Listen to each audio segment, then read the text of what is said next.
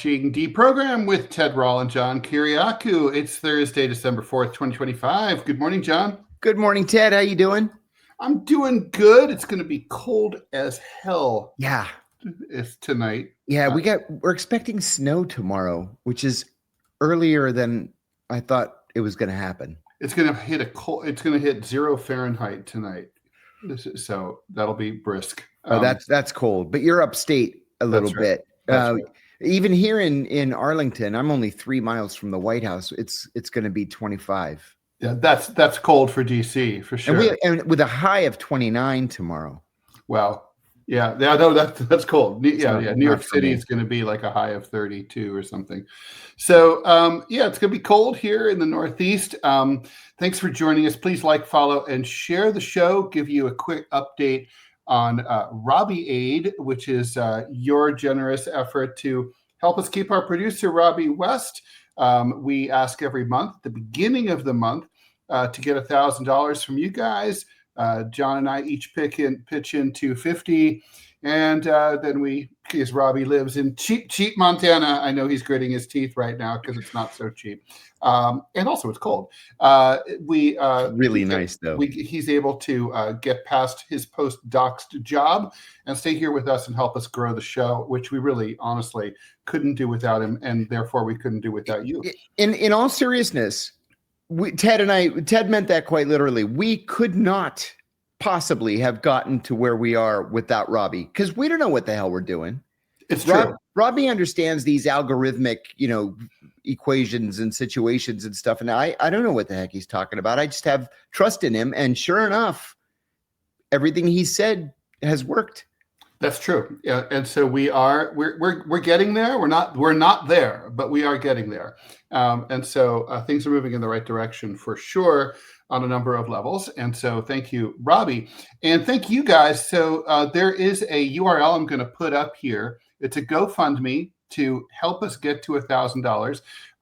Thanks to your generosity. It's only December 4th, and we're already at $935. We're seeking $1,000 for the month of December. So if we can get there today, then we won't have to talk about this tomorrow. You won't hear about this again until the beginning of January. So if you guys could generously go over to GoFundMe.com/F/DeProgram Robbie, that would be awesome. And we've been talking behind the scenes about maybe setting up some rewards for people who kick in at a certain level. Maybe John and I can send you guys some books, T-shirts and stuff like that. Yeah, we're also talking about swag from behind the scenes. We know you guys are interested. Some of you are interested in that, so that'll be good. We have an ad coming up soon, so Robbie, whenever you're ready to post that. In the meantime, there's a little bit of breaking news this morning. Again, that URL is GoFundMe.com/F inexplicably /deprogram Robbie. If you forget that, just go to GoFundMe and search for DeProgram Robbie, one word. Again, we're at 935 out of 1,000. So thank you for that. We are here Monday through Friday, 9 a.m. Eastern time. A little bit of housekeeping. Scott Stantis, editorial cartoonist for the Chicago Tribune, will be filling in for John tomorrow morning. John's back on Friday. Got a funeral to go to, but a cousin who was in my dad's generation, so no big deal. Well, I shouldn't say that. That makes it sound awful. She was a big deal for them. She was a lovely, lovely person. And starting about 5 years ago, every time I'd see her, she'd be like, "You look so familiar." And I'm telling her, "Irene, come on, man." That sucks. Yeah. I hope that doesn't happen to me, but me too. It's in my genes. I think it's in the mail maybe, but who knows? Yeah. And so anyway, and also Scott Stantis will be joining me at 11 o'clock Eastern time today for the DMZ America podcast. So let's get through that ad and we'll talk about the breaking news. Still haven't tried 1775 coffee. Now's your shot. The 1775 starter kit just dropped. Only 1,000 units. You're getting the bold, dark roast that hits hard, the smooth The smooth medium roast and the Vitality mushroom coffee for clean energy and laser focus, no crash. All single origin, small batch, toxin free and mold free. Plus, you're also getting a gold spoon clip because freedom isn't scooped with plastic. A frother strong enough to stir up your coffee and your mother-in-law's opinions, and a black 1775 tumbler. $170 worth of coffee and gear, yours for $99. This is for the ones who've been watching 1775 blow up on Rumble, wondering if it's actually worth it. Spoiler, it is. Go to 1775coffee.com/studio and grab your starter kit before they're gone. Bold beans, clean fuel, and a morning routine that stands for something just like Rumble does. I haven't had it, but Robbie swears that it's good. And Robbie likes his coffee. He's almost in the Pacific Northwest, sort of. And almost. They're very particular. They're very into coffee up there. Okay. Ted, I did my first ad yesterday on Deep Focus. And it was fun on the one hand, and it was a little embarrassing on the other. At least you don't have to finish the ad with, go to www.johnlovesgold.com. That's www.johnlovesgold.com. It's a little close for comfort there. Also, talking about yourself in the third person is always awkward. Yeah. Some people are used to it. Kings, certain presidents. It's funny. Okay, so some breaking news.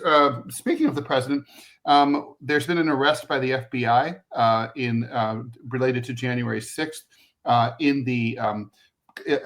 the pipe bombs that were left in front of the Democratic National Committee headquarters. I was up from 2 to 5 with insomnia. I read every paper in America, it seems, and I did not see that. Where in the world did you see that? It just broke. It just like literally like a few. Yeah, it didn't happen. Your insomnia did not let you down. It was unless you were clairvoyant, you would not have known. Who did they arrest? They're not saying anything other than it's a man. It's a man, so it's not the policewoman from the Capitol Police. Correct. Oh. Unless it's a trans man. I better delete my accusatory Facebook post. Probably a good idea. By the way, Luigi Mangione is in court again today. Today is it's worth noting the anniversary of the assassination of the president of the CEO of United Healthcare. Yeah, on a Midtown street in Manhattan, early in the morning on December 4th, and the assailant escaped by bicycle. There's still controversy about what the bicycle was. Originally, it was thought to be a bike share bike, and then it's like, no, it wasn't a bike share bike. It's like, where'd the bike go? We don't really know. There's still stuff that's foggy about this, and he's in court trying to get his confession, his yapping to the cops, alleged yapping to the cops, thrown out of court. That probably won't work. And also, the diary that he inexplicably was caught with in his backpack. I got an email from a retired deputy sheriff in Oregon. I have not responded to him yet, but I'm going to. I'm going to invite him on to Deep Focus. But he says that even as a former law enforcement officer, he loves when I keep repeating, don't talk to the cops. Yes. He said so many of his colleagues were crooked. And so the only way to protect yourself is don't talk to the cops. And the thing is, it's really hard, right? Because the cops are trained to get you to talk. Yes. Like pull you over. Well, where are you going? And it sounds none of your business. And it's like, maybe you're probably going someplace innocuous. Most of us are. So you feel like, why not talk about that? Mm-hmm. And you're like, don't be antagonistic. Right. But, I violated my own rule once. I was pulled over for a stupid speeding ticket, and due to a series of unfortunate events, like the books, the children's books.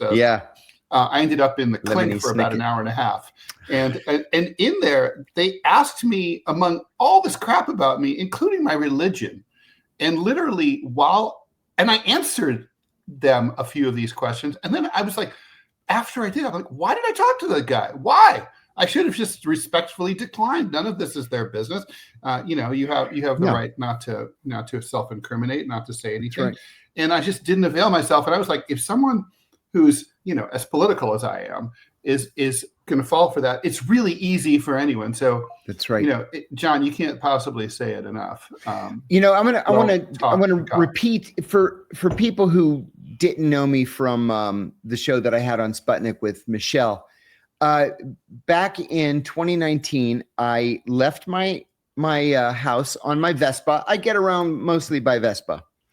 I hope you're wearing a helmet. Yeah. After getting hit by a Metro bus in 2017 and breaking practically every bone in my body, including my back, I wear a helmet. Jesus Christ. Vespa is a little Italian scooter. So I love it. So anyway, I had a court hearing at 12 o'clock noon on custody. I was in this brutal custody fight. I get 2 blocks from the house and a cop lights me up. And I thought, oh, that's funny. There was only one stop sign. And I came to a complete stop because I always make sure that both my feet touch the ground when I get to a stop sign. In the 5 seconds it took me to turn the motorcycle off, put the kickstand up, take off my helmet, 10 cops in 5 cruisers all had their guns drawn on me. So they were like, hands up, hands up. I put my hands up slowly. I said, what's up, guys? Like that. And one of them grabbed me by the back of my jacket and threw me onto the hood of the car. And I thought to myself, it's a setup, which it was. Or it's mistaken identity. Yeah. No, it was a setup. This person that I was fighting over custody with thought that she would get a leg up if I had to miss the custody hearing because I was under arrest. Jesus Christ. And so they stuffed three search warrants in my jacket pocket. I was wearing a suit, a search warrant for my person, my vehicles, and my home. And it took me a second to get my bearings, but the cop says, where are you going? And I said, I don't talk to cops. You have anything in your pockets that might stick me? And I said, I don't talk to cops. He says, I'm just asking for my own safety. And I said, I don't give 2 shits about your safety. And he says, give me the keys to your house or I'm going to break down the door. And I still have my hands up as he starts cuffing me. And then he says, are you going to give me your keys? And I said, are you fucking deaf? I don't talk to cops. Well, they went into my house. They seized everything of import, all my electronics, my desktop, my laptop, my phone, my backup phone, my thumb drives, my iPad, my iPod, everything that you can plug in. They seized it. And then they never charged me with a crime. And so what did the warrant say? Did the warrants state any cause for suspicion? They were looking for revenge porn. Oh God.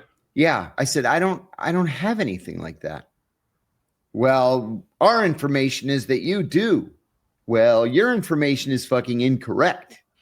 So I was able to file a federal lawsuit against them. Yeah. So don't talk to the cops. Literally nothing good can come of it. Yeah, that's it. It just leads to more questions. It's just everything you do, just like it digs you further into a hole. I always think of the Central Park 5, right? Yes. Where they just blabbered. They were innocent. But by the time it was all over, off to prison they went for years. If they hadn't talked to the cops and they had gotten like Ron Kuby to show up, that wouldn't have happened. They would have had a miserable night. That's true, for sure. But whatever. Yeah. And then the other thing you should never believe is if you just tell us what we want to know, we'll let you go. Yeah, exactly. They don't have any notion of letting you go. No, it's not going to happen. It ain't gonna happen. I'll tell you one funny thing at the end of this. When we were going to court for my suit against them, I said to my attorney, you know what? I said, we never received discovery. He said, what discovery?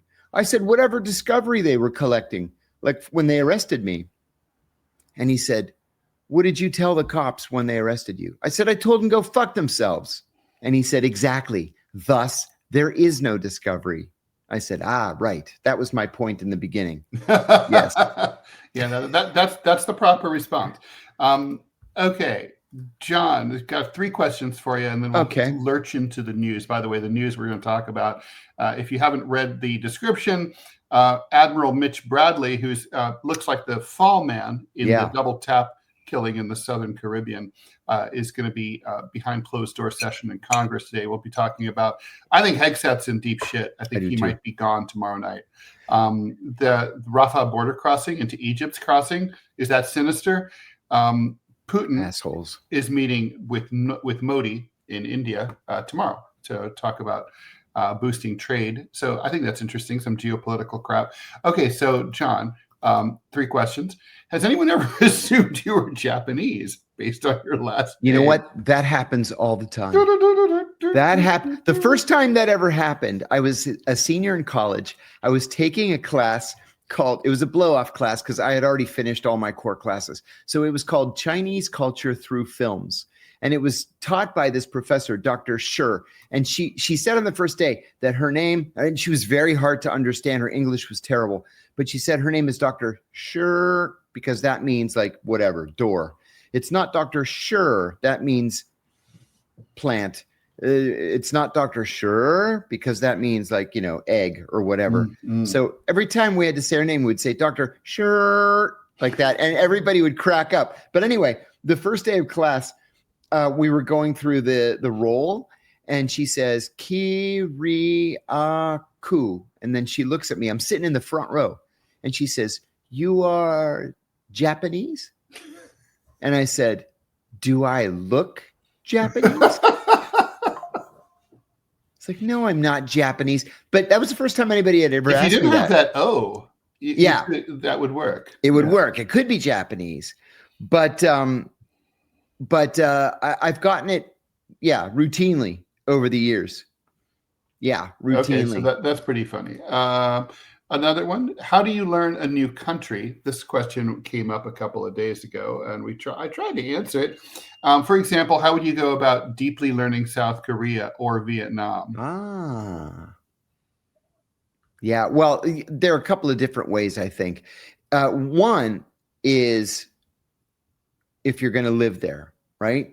The other is if you're studying, read everything you can possibly get your hands on. And that's far easier now than it was when we were in school, for example, Ted and I. But now read absolutely everything you can get your hands on. Read the books about the country's history, read about the politics, read their English language newspapers if you don't know the language, and you'll get up to speed. That's how a CIA analyst begins. To really learn an account. But anyway, if you're living there, one of the things that I did was from the day that I arrived in a new country, I'd work my workday and then I'd get in the car and I would just drive around for 4 hours every single day. I remember once in Athens, I had only been to Athens. I'd been to Athens 100 times, of course, but only as a tourist. And then only in the tourist areas. When I lived there and I was expected to operate there clandestinely, I mean, I had to really learn Athens. And I remember one time somebody said something about, not my words, the gypsy encampment in northern Greece, in northern Athens. And I said, no, you can't go on the main road through the gypsy encampment. You have to enter from the west. And everybody looked at me. They're like, how the heck do you know that? And I said, because I've been up there about 100 times so that I really know Athens. Mm-hmm. So that's the key, is you got to just get on the ground and explore. I like it. John, have you heard of the TV series Lioness? The CIA is depicted a lot there, especially ground branch. They even show waterboarding in an episode. Seems like they like to show torture on TV. I am proud to say that you are looking at the new script consultant for Lioness. Oh, good. I begin just after the new year. And excellent. After a conversation with the showrunner last week, we decided that my expertise was necessary to make a good show great. And we're going to make it truly true to life. Next, John wants, and MW Knox 186 wants to know did you win that lawsuit against the cops? It was dismissed in the federal district court. I won in the Court of Appeals. It was sent back. It was dismissed a second time. I went back to the Court of Appeals, and Listen, I'm the only person I've ever known in my life anywhere in America that has won twice in the Federal Court of Appeals. It went back to the district court for the third time, and he threw it out the third time. And my attorney's like, look, we're running up bills of hundreds of thousands of dollars. And I never paid him a cent. He did it pro bono. He's like, I got to make a living. So we let it go. It's hard. Well, it's suing the government. It's hard to sue the cops. Yeah. So Village Idiot is chastising me for making Asian music noises.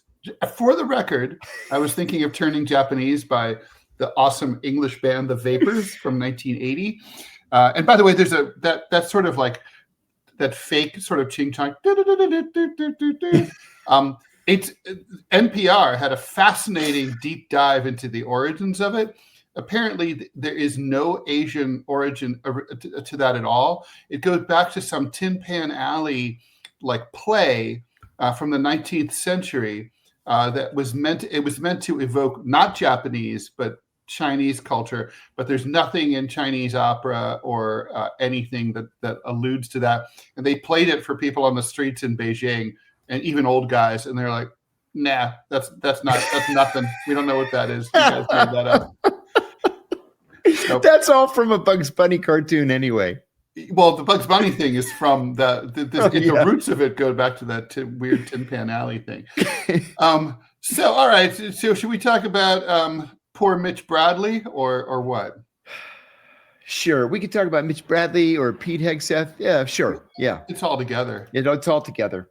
Okay. So, look, I think Pete Hegseth, the big news for him really is that now the Inspector General's report has come out nailing him for Signalgate. You know, that was the episode in which instead of paying attention to the cabinet meeting, he was signaling. That happened. That was the second incident, right? The first incident was there was a signal group chat before an airstrike against the Houthis in Yemen, and he basically accidentally added the editor of the Atlantic magazine onto the group chat with a bunch of national security people. Yes, so basically, he plays fast and loose with Signal, or did anyway. And so I'm kind of surprised, A, that there's still an IG, and B, that for the Pentagon, and B, that they came down so hard on him. I can't help but seeing kind of like dark, kind of foreboding things for Hegseth here. Looks to me like the administration wants to grease the skids for him to exit, and that this is a way to make that happen. What do you think? I mentioned to you, I'm going to say probably 6 or 8 months ago, that a friend of mine in the White House, and not the guy sweeping the floors, this is like a well-placed guy, told me that Trump loves Hegseth personally, but realizes that Hegseth is in over his head and is just not doing a good job as Secretary of Defense.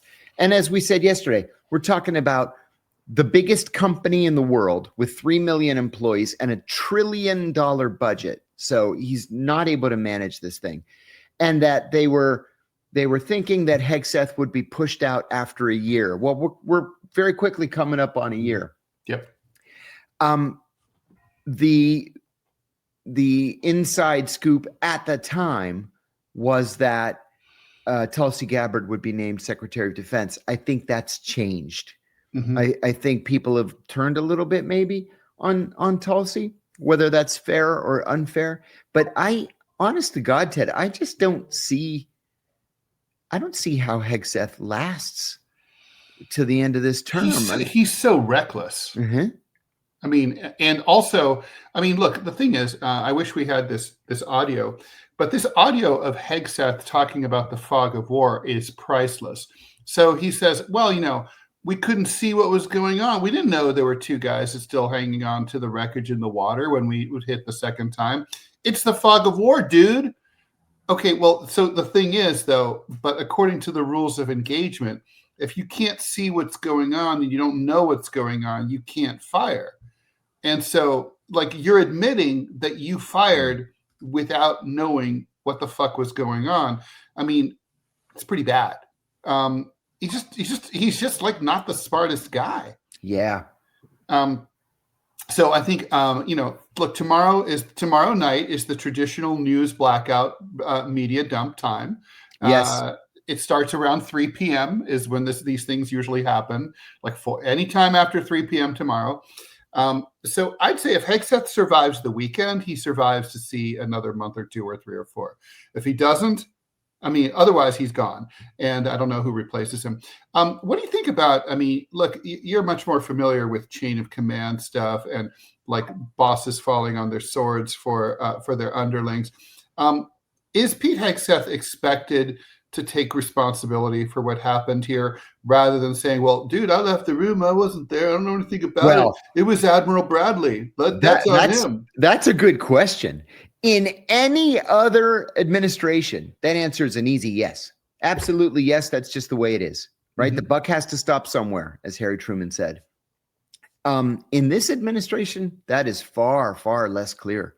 You know, immediately the knives come out and the fingers start pointing, and this is why we read about it yesterday in the Washington Post, because now what happens is somebody in charge, in this case Hegseth, finds a fall guy, in this case the admiral, and then the admiral, to protect himself, runs to the Washington Post and leaks the whole story. Yep. Very, very dangerous practice, man. It's nasty business. It's a bad look. I mean, what does that do to morale though in the military chain of command to know that, you know, basically the top ranking official in the Department of Defense is a weasel? Well, like you said a moment ago, you were a little surprised to see that there was an inspector general at the Pentagon. Yeah. Normally, I'm surprised too. I thought they got rid of the inspectors general. Yeah. But normally that's exactly what you would do. You would make a protected report.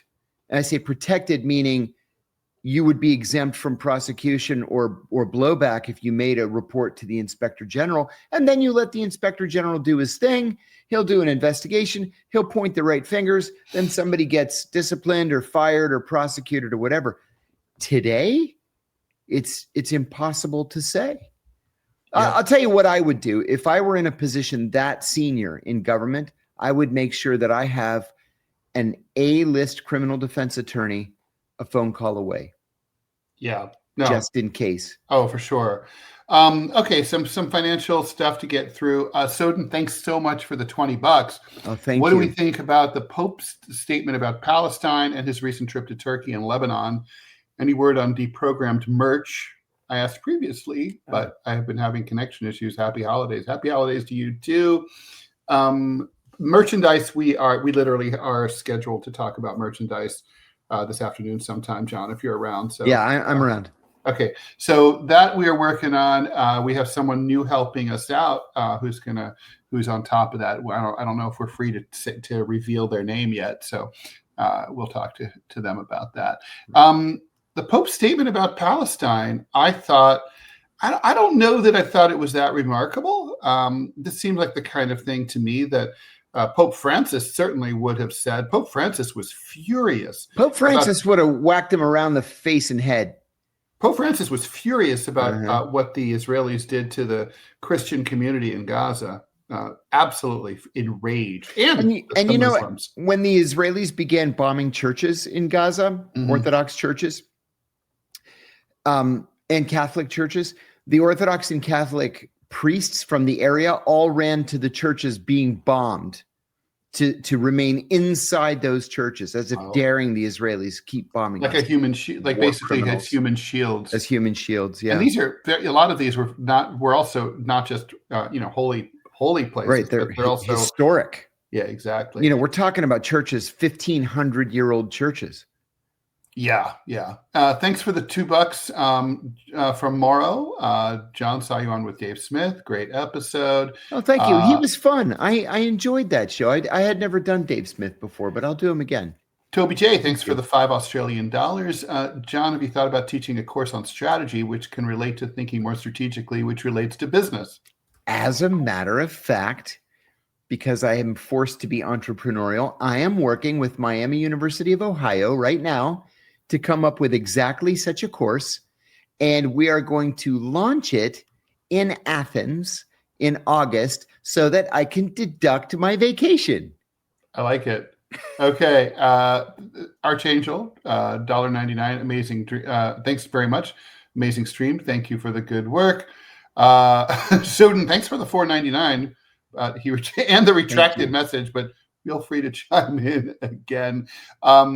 Let's see. USC XXX A-Rod, thanks for the $2. Based on the damage Trump and Hegseth have done to the DOD, how long do you think it'll take for the department to recover and go back to normal? Oh, I think DOD is so huge and so deeply entwined with everything in our country that it can easily just kind of slough off bad leadership. I don't think DOD as an entity, as an organization, is going to have any problem surviving Pete Hegseth. Yeah, I would. It runs itself, basically. It's a monster. Yeah. Philip Blair, question for you, John. Do you have a favorite old time radio spy show from World War II, from the Cold War, whenever? I listened to. I've had a Sirius XM radio subscription since they created Sirius XM radio. Actually, my account number is 00000 whatever 71. Wow. That's how early I got in, because I was driving to Ohio every other weekend to see my kids. But I listened to all of them, frankly. And to tell you the truth, I like Dragnet better. I still listen to the Dragnet from 1949 to 1954. And then I watch Dragnet on TV every day from 1966 to 1971. Question for both of us and Robbie from Elliot. Do we think it's possible to persuade conservatives to take international law seriously if it's called the laws of war or rules of engagement instead? I'm going to say I don't think the conservatives or Republicans are ever interested in international law. I don't think they believe in it. I don't think it's a real thing for them. I agree. Until somebody grabs Hegseth, in an airport transit lounge somewhere and sends him to The Hague. Yeah, then they'll believe in it. Which isn't going to happen. No. Then they'll believe it. But yeah, I agree. I don't think they. But the Democratic Party doesn't care about international law either. Oh, for sure. They barely even pay lip service to it anymore. I said this yesterday to a friend of mine.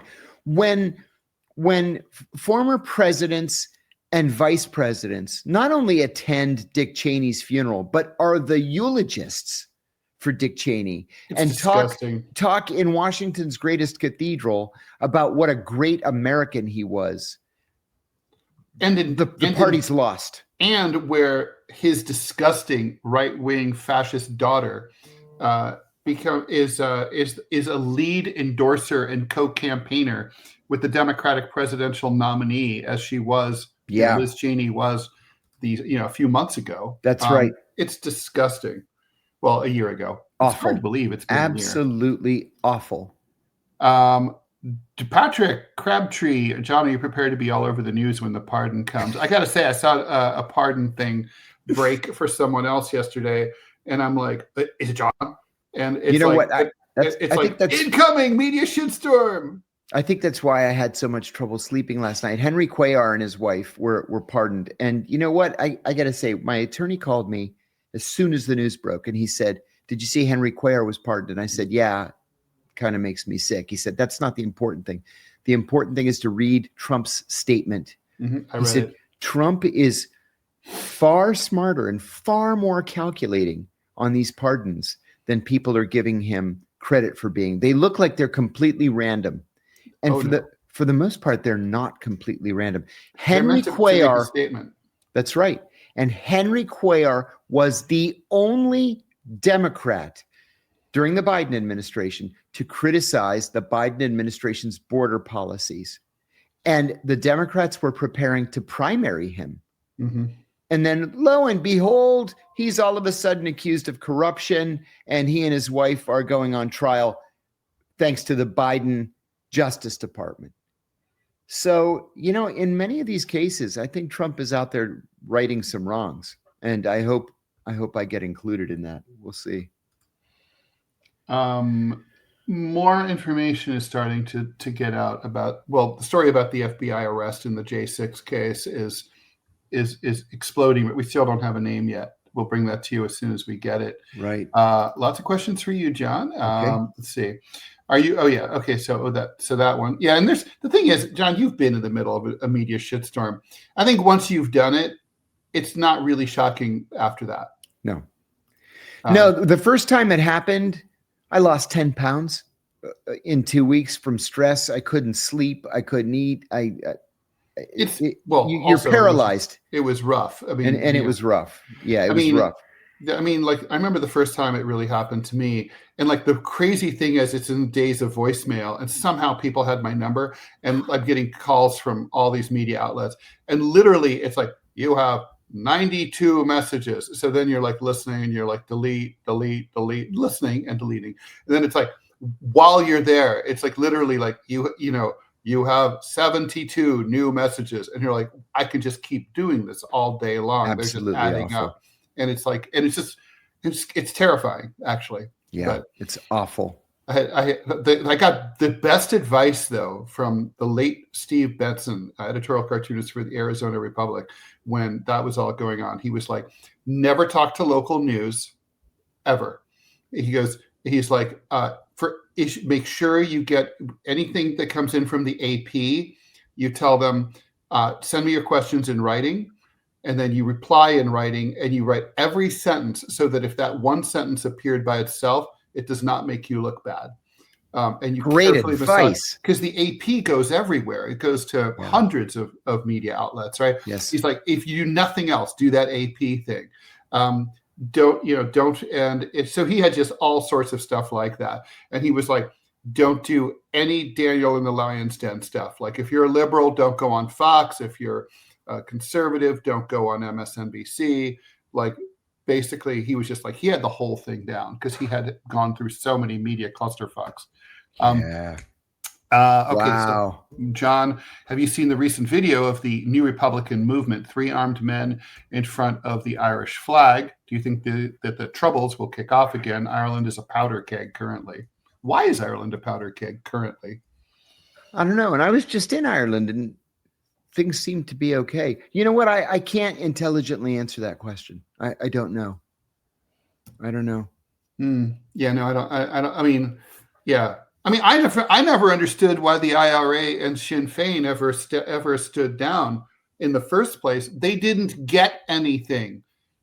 They shouldn't. They didn't get the British out of Northern Ireland. There were meaningful concessions on the part of the Brits.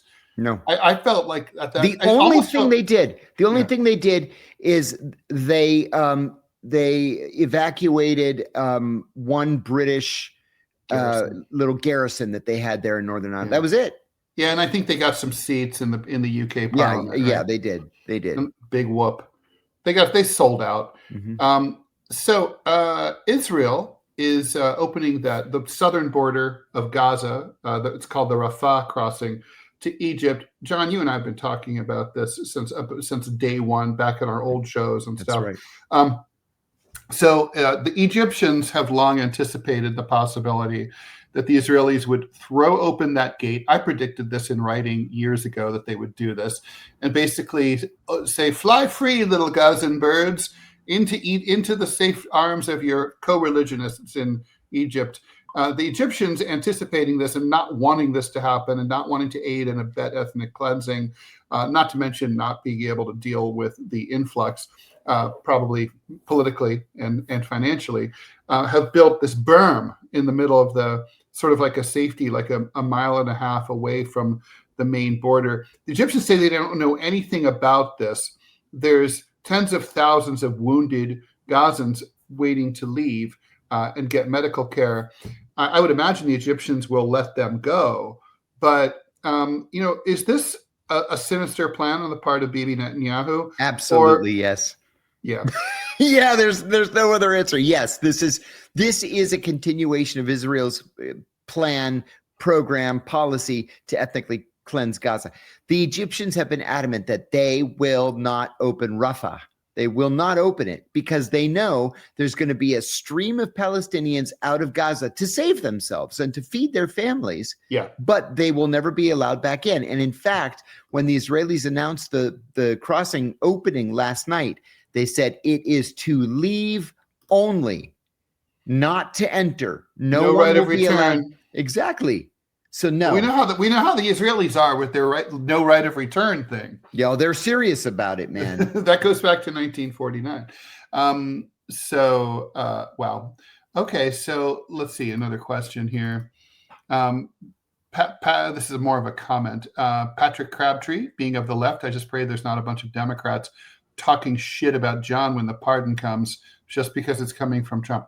Oh, they will. Oh, sure they will. And I'm going to tell them they're going to portray you as a as a right-wing lackey, a stooge. Yeah, sure. MAGA. Yeah, I don't care. I don't care because care. I'll look them in the eye and say, "Yeah, you gonna fund my pension?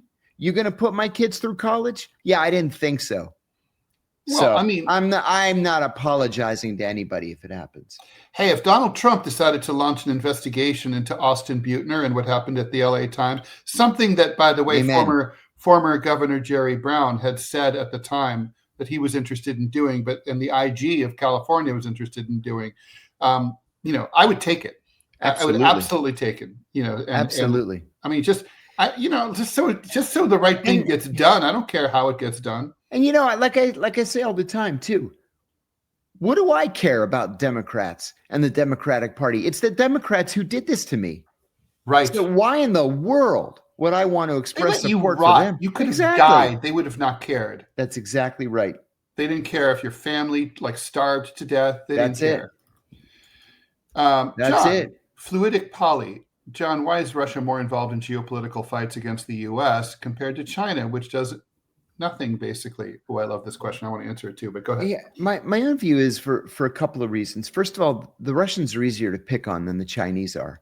The Russians don't have any money. They have a much, much smaller population. They don't have the international reach that the Chinese do. The Chinese are just too big and too powerful and too rich for us to pick a fight with. The Russians, we can pick and push them around.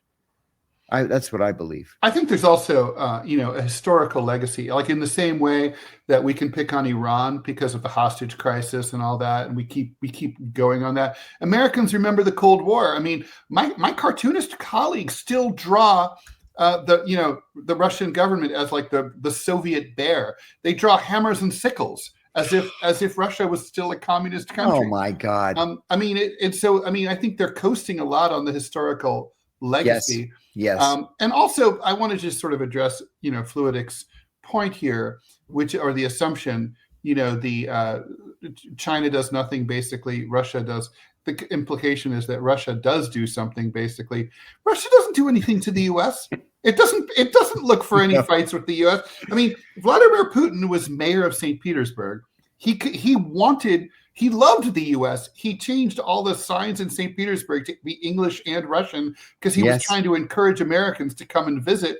He wanted to join NATO. He literally asked, "Hey, can we join NATO?" And the U.S. is like, no, actually, not only are you not admitted, like we're here, NATO's here to kill you, right? You can't join NATO, it's. I mean, come on, they're not doing anything. Thanks, guys, for listening and putting us on the splash page on Rumble. We're doing that well. Great. Appreciate that. Roby Bang Bang, John for President 2028, Ted for VP, Robbie could be special envoy or something. We need a viable third party. This is ridiculous. And I wouldn't make Robbie a diplomat, but I would definitely hire him. I think too that there's something to be said for the MAGA left. Old school progressives like us. Yeah. That just we're homeless. We're homeless. There's nowhere to go. We want a strong and viable party that does not want overseas entanglements. When I hear America first, I believe in that. I do too. I mean, and when Robbie, who's totally right wing, says the first job of the United States president is to protect the people of the United States, I agree with him. I mean, the leader of every country, whether they're a king or an emir or whatever, their duty is to their own citizens first and foremost. Absolutely right. That is it right there. I can't believe that's even complicated. No, my God. Hamza, John, if you get your pardon, what's the first thing you're going to do with your pension? I'm going to go to Disneyland. Now, you know what? I actually qualify for the pension beginning on July 1st. Regardless. Regardless. I mean, that's when I would be able to start drawing on it. So I would have all my paperwork in order, ready to draw that first check. I guess that would be effective August. You're not going on a wild spending spree. You have a lot of debts. I have an incredible amount of debt. Yeah. It's sickening. It'll make your hair stand up. Yeah, no. If the LA Times ever came after me. Oh, forget it.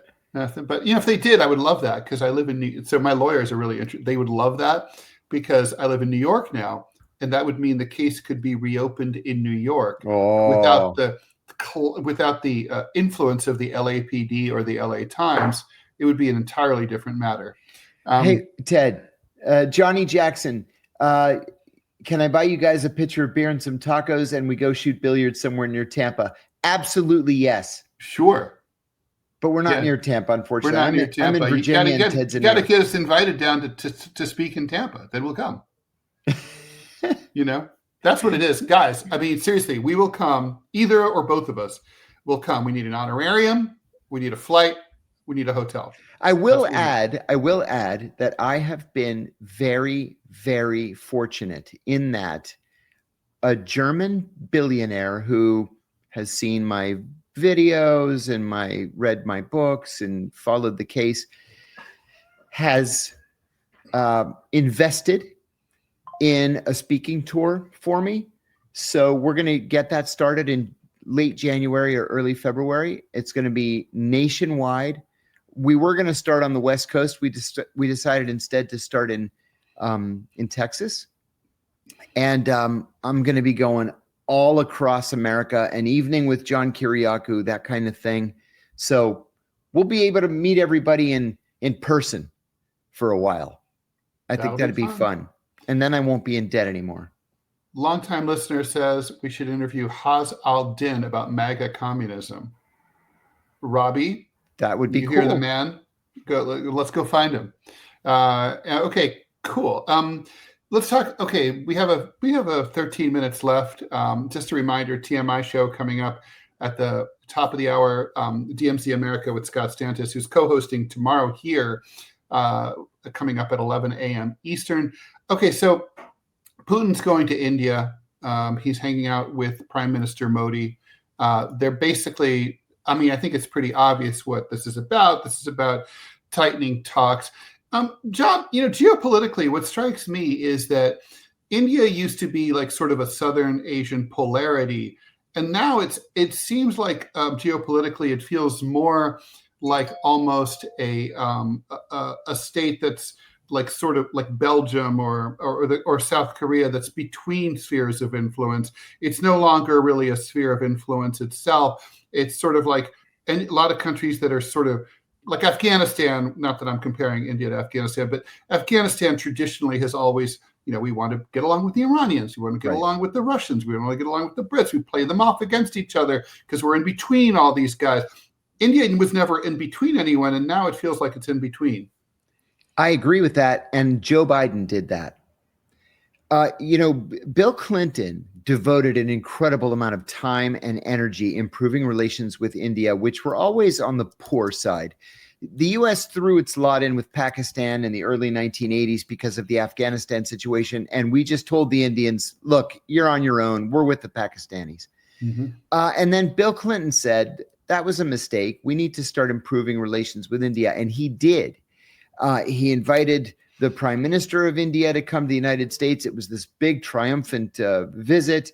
And then even Donald Trump in his first term hosted Prime Minister Modi. They actually did a joint appearance at a stadium in Texas. And relations were great until Joe Biden became president and said, nah, we don't like the fact that you buy Russian gas. So we're going to have to downgrade the level of our relations. And the Indians said, okay, so long. See ya. Yeah, no skin off their noses. So we're the ones that came out on the short end of the stick on that stupid policy, or from that stupid policy. So I agree with you. We tried to pull the Indians into our orbit by force, and then they said, "What are you, crazy? That doesn't benefit us in any way." Yeah, I mean, obviously they know which side they know which hemisphere they live in. I mean, it's important for them to get along with the Chinese in particular, but also the Russians. They are not bad friends to have. Here we go. This is the ad I want to read. Okay, there's all these like do not. Okay, Blue Chew chewable tablets are made with active ingredients found in popular ED medications, but in chewable form and at a much more affordable price.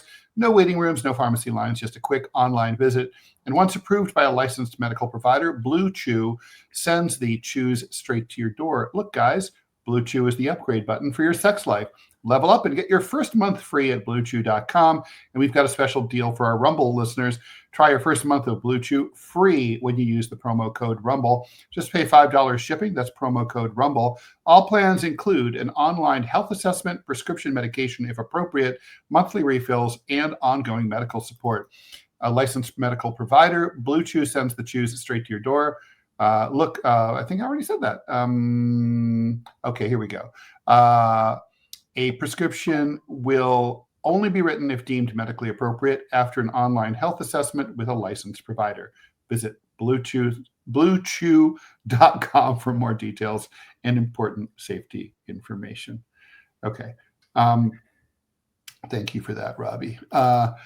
Let's see. Okay, so a couple more questions. Which cities in Texas about your tour? Sean Whitman wants to know. John, you better let me know when you hit Houston, Phil Chat says. Yeah, we're going to do, initially we were going to do only San Antonio and Austin, but we're adding Houston and Dallas as well.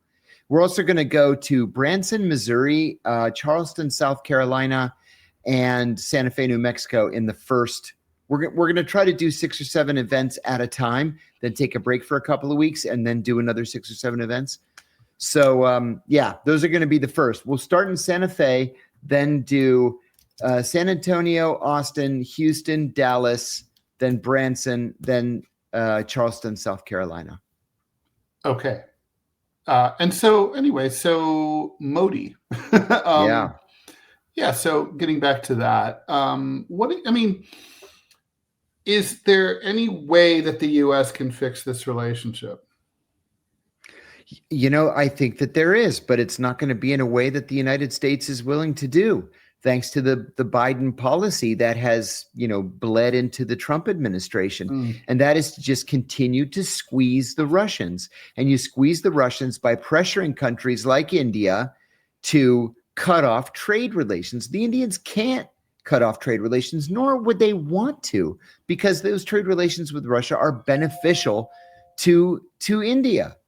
So, I mean, listen, countries don't make policy changes as a favor to some other country. That's just not real life. There's a famous adage that in international relations, there's no such thing as a permanent friend, only permanent interests. And it's not in India's interest to walk away from cheap Russian gas.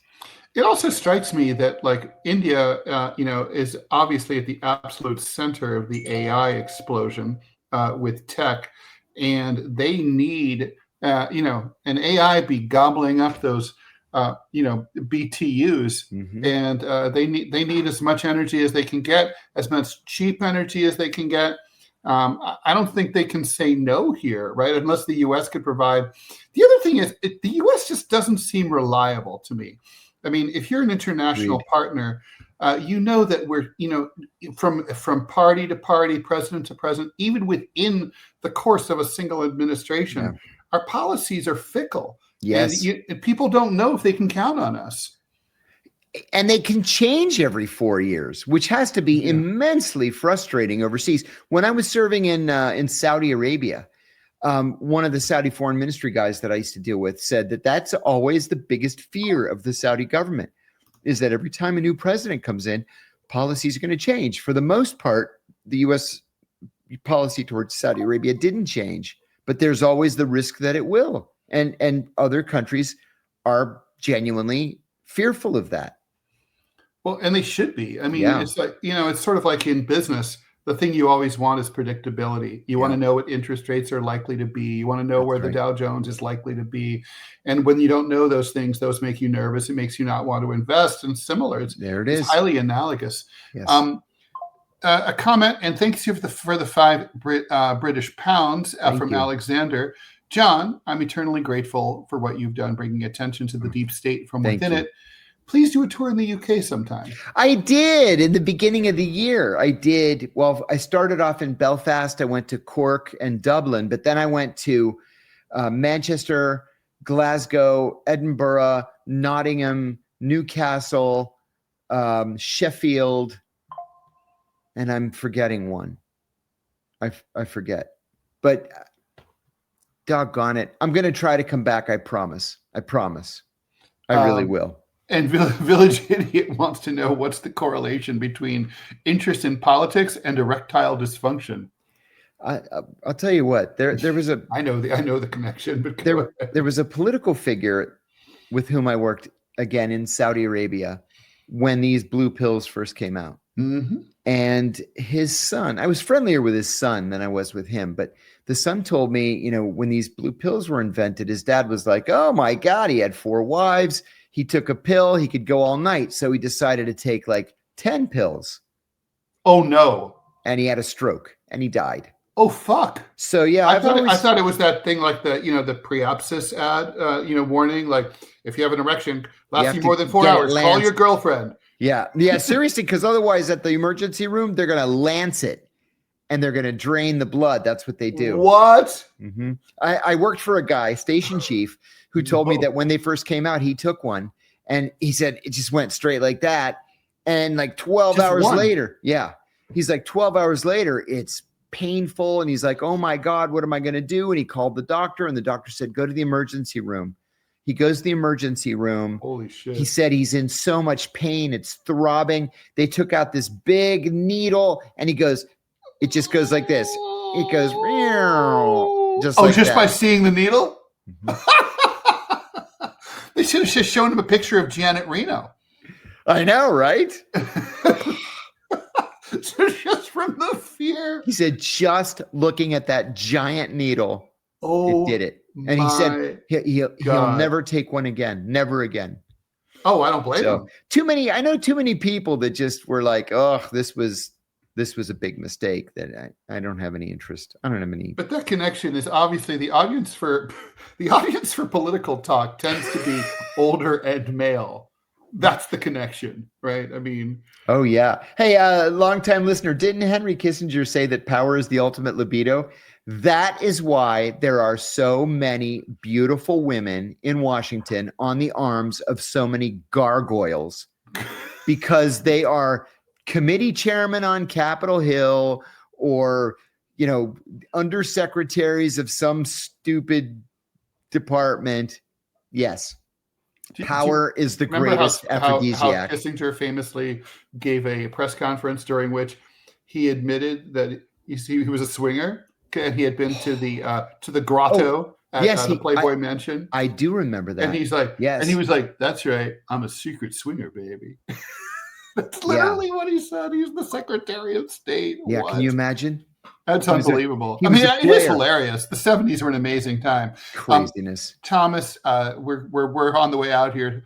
Thanks for the $4.99. Thank you. Saw your new LAD Bible video. It was cool. I was wondering where or if Ronin with De Niro ranks in your list of spy movie favorites. I freaking love Ronin. I love Ronin. I have it on my phone. I bought it years ago, and I've watched it 100 times. I can't tell you. I love count how many times Ronin. I've seen it. Fantastic. Oh my God. Fantastic. Yeah. And one of De Niro's best performances, which is saying a lot. That says a lot. And De Niro could not have played a CIA officer any better than he did. He was always the understated one, always the level-headed one. Mm-hmm. You got some criminals involved and maybe a double agent, and he hit it on the head. I agree with you. That might be his best performance ever. Guys, thanks so much for listening. The show will be back tomorrow at 9 o'clock a.m. Eastern Time. John will be back Monday. Scott Stantis is sitting in for John tomorrow. Please stay tuned. We'll have a good show for you as usual, but we'll miss you, John. And have a great weekend. Good luck with the funeral and all that. Thank you, sir. Please stay tuned for the TMI show with me, Ted Rall, and Scott, not Scott Stantis, Manila Chen, coming up at 10 a.m. And then Scott Stantis and I on DMZ America will be talking about the midterm elections next year, handicapping that. That's at 11 a.m. Okay. Bye, guys. Bye, everybody. Bye, John.